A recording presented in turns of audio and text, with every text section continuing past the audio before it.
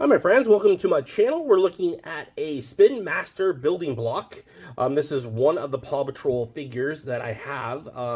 We're doing a couple of these, the ones I got. This one, actually, price point where I bought it was $10.